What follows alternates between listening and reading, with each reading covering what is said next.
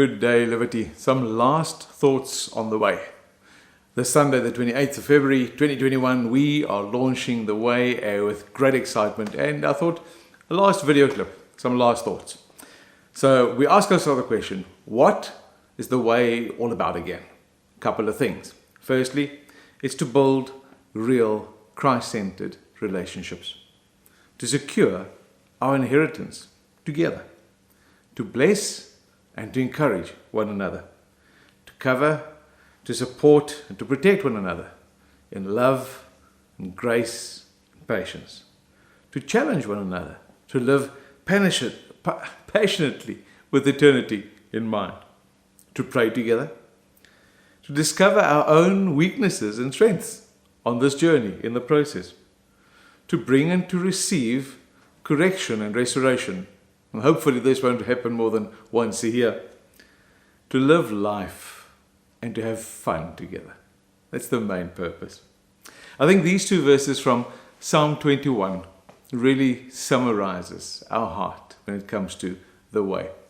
It says in Psalm 20 verse 4 and 5, "May God give you all the desires of your heart and make all of your plans succeed.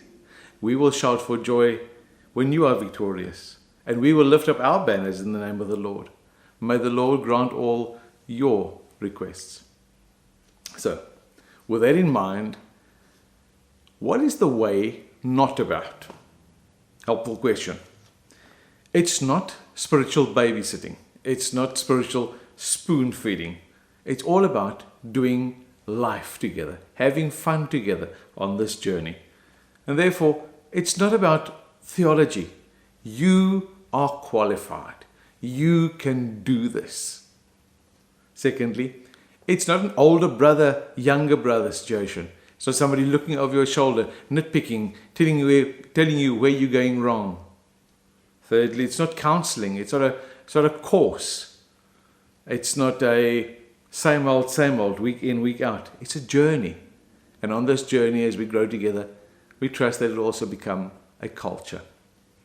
It's not limited, therefore, to the spiritual aspects, but it's all about life. Any aspect where we could help one another, come alongside one another, and set one another up for victory. It'll include anything from fishing to finances to lovemaking.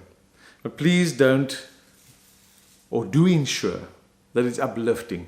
Don't get into the bunny trails of the pandemic, the vaccine, or some or other conspiracy theory in this time. Lastly, it's definitely not one size fits all. We are all different with unique strengths and personalities, weaknesses, dreams and fears. And so we can all grow and learn together, help one another and learn from one another. Lastly, I want us to guard against becoming so close as we spend time together that we don't want to open up to others as well, that we don't want to include others, that we avoid growth at all costs. In fact, we do foresee that these small groups will grow as you are so encouraged by it that you will be telling your family and your friends and your work colleagues about it, and they might want in. And so we do foresee that these small groups will multiply, will become more and more. You might be just the two of you or just the two couples, and then eventually a third couple joins. And as the fourth couple joins, you'll multiply again so that you'll still be two couples starting a journey yet again. This is what Paul wrote to young Timothy. He said to him, "The things that you've heard me say in the presence of many witnesses, entrust also to others, to reliable men, who in turn will be able to teach others." So Paul taught Timothy and asking him to again pass this on to reliable men who will be able to teach others. And so from one to the next, they passed the baton. Although we've warned that it's not about teaching, it's not about theology, but you can see how it's from one to the other as we move on together. My point is that we'll need to be open to multiply. And so when the time comes, be ready for that. Otherwise, these small groups will simply just grow and become life groups again. Not that we have anything against life groups, but we want to guard this building block. We want to guard this building block of the small groups and keep that as our first priority.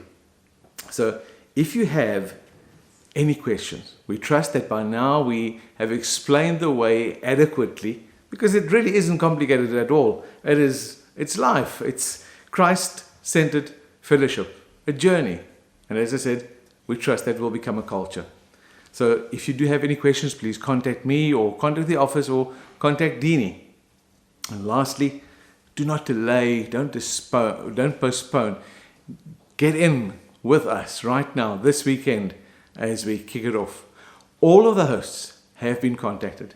They are ready, they're excited, and they're expectant. And so please push through your possible initial resistance. Trust me, this is going to be a very helpful and exciting journey. And if you've received an address to go to, in other words, you're a guest, please do not leave your host hanging by not pitching up. If there is some form of a crisis and you can't make it, please ensure that you phone Dini so that she can contact the host so they will know that you will not be coming.